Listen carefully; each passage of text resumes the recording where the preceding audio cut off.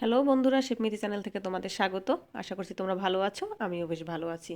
তো বন্ধুরা, আজকে যেহেতু শুক্রবার, তো বাচ্চারা আবদার করেছে আজকে চিকেন ফ্রাই খাবে। তো সবসময় তো বাহিরেরটা খাওয়া হয়, তো ভাবলাম আজকে ঘরে তৈরি করে দেব।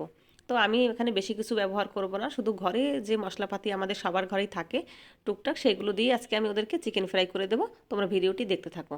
তো আমি কিন্তু একে একে সব মশলা দিয়ে দিয়েছি। প্রথমে চিকেনগুলো ভালো করে পরিষ্কার করে ধুয়ে নিয়েছিলাম। এর মধ্যে দিয়ে দিয়েছিলাম লবণ, তারপর দিয়ে দিয়েছিলাম একটু শুকনো মরিচের গুঁড়ো, একটু কাঁচামরিচ বাটা, আদা বাটা, পেঁয়াজ রসুন বাটা, জিরের গুঁড়ো, আর দিয়ে দিলাম কিছু গোলমরিচের গুঁড়ো। তো সব মশলা এবার ভালোভাবে মেখে নেব আমি। এখানে কিন্তু আহামরি কোনো কিছুর প্রয়োজন হয় না। বাহির থেকে আনতে গেলে দেখা গেছে অন্য কিছুই দরকার হয়, কিন্তু আসলে ঘরে আমি ঘরোয়াভাবেই ঘরে যত যেটুকু মশলা ছিল সেই মশলা টশলাপাতি দিয়েই কিন্তু আজকে আমি এটা তৈরি করছি। তো আমার সামনে লাস্ট শেষের দিকে কিন্তু আমি 1 চামচের মতো সয়া সস ব্যবহার করছি। তো সয়া সসটা দিয়ে আমি ভালোভাবে ম্যারিনেট করে রেখে দেব। আর দিয়ে দিচ্ছি একটা ডিম। তো ডিমটা দিয়ে ভালোভাবে আমি মেখে কিছুক্ষণ রেস্টে রেখে দেব।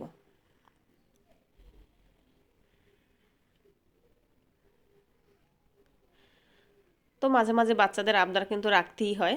আহ, ওরা মাঝে মাঝে এরকম আবদার ছোটোখাটো করে। তো যেভাবে ঘরে সব কিছু থাকে সেটা দিয়েই ওদের আবদার কিন্তু রাখা সম্ভব হয়।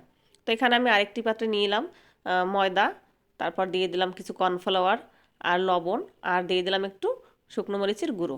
এটা দিয়ে ভালোভাবে এটা মেখে নিলাম। দেখো, আমার কিন্তু অনেকক্ষণ আমি রেস্টে রেখে দিয়েছিলাম।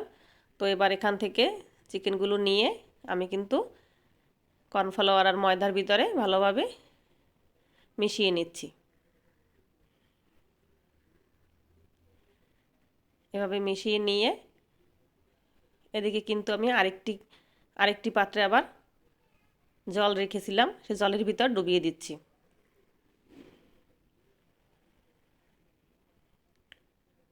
জলের ভিতর ডুবিয়ে দিলাম। এবার জল থেকে তুলে আবার আমি কর্নফ্লাওয়ার ময়দাগুলো ভালোভাবে প্রলেপ দিয়ে দিচ্ছি। এবার এখানে আবার আমি পাশে ফ্রাই প্যানে তেল গরম হতে ছিল, তেল গরম হতে দিয়ে দিয়েছি। এভাবে কিন্তু প্রত্যেকটা চিকেন এভাবেই আমি করে নেব।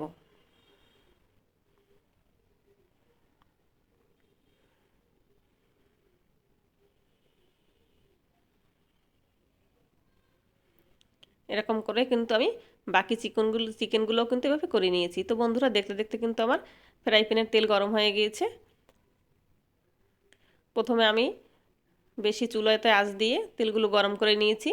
এবার আমি একেবারে লো আঁচে এগুলো ভালোভাবে ভেজে নেব।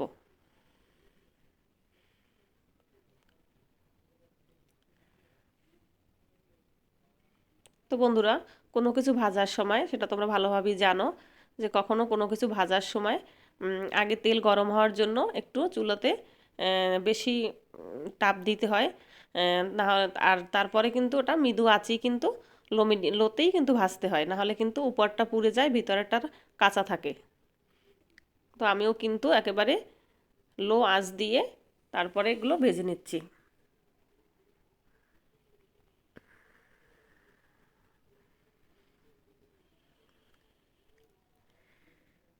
এবার একটা চামচের সাহায্যে আমি ভালোভাবে এগুলো উল্টিয়ে দিচ্ছি।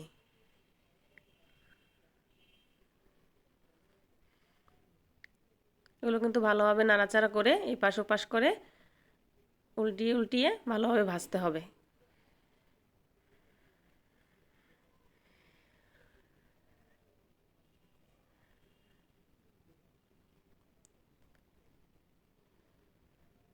তো এইভাবে ঘরে এবং তৈরি করে দিলে কিন্তু আসলে বাচ্চারা অনেক খুশি হয়। আর সবার ঘরেই মোটামুটি যে আমি মশলাগুলো ব্যবহার করেছি এগুলো সবার ঘরেই থাকে। তো সেরকম কোনো মানে করতে হয় না, মানে এটা ওটা আনার জন্য খুব একটা প্যারা নিতে হয় না। মোটামুটি ঘরের সব উপকরণই থাকে, এগুলো এগুলো দিয়েই কিন্তু এটা তৈরি করা যায়। এবং বাচ্চারাও কিন্তু বাহিরের যেহেতু খাবারগুলো আসলে বাচ্চাদেরকে দেওয়া ঠিকও না, অনেক সময় ওরা বারবার মানে তেলে ভাজা জিনিসগুলো একই তেলের ভিতর বারবার ভাজা ভোজা করে, সেই তেল দিয়ে আবার ভেজে খাওয়া, এগুলো আসলে স্বাস্থ্যের জন্য খুবই ক্ষতিকর।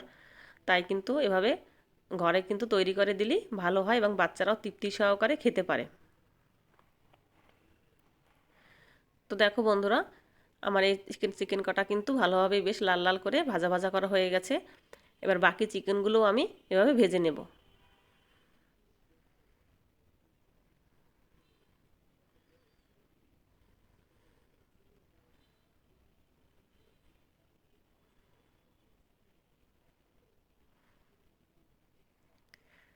এভাবে কিন্তু বাকি চিকেনগুলো আমি ভেজে নিয়েছি। এবার আমি চামিচ দিয়ে আস্তে আস্তে করে তুলে নেব।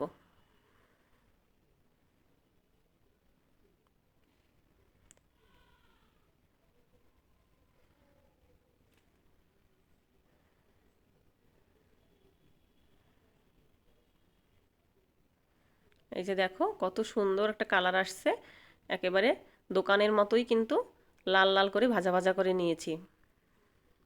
দেখতেও কিন্তু খুব সুন্দর লাগছে। তো বন্ধুরা, ভিডিওটি তোমাদের কেমন লাগলো অবশ্যই আশা করি তোমরা জানাবে, আর লাইক কমেন্ট করবে, আর আমার চ্যানেলটাকে একটু সাবস্ক্রাইব করে দেবে।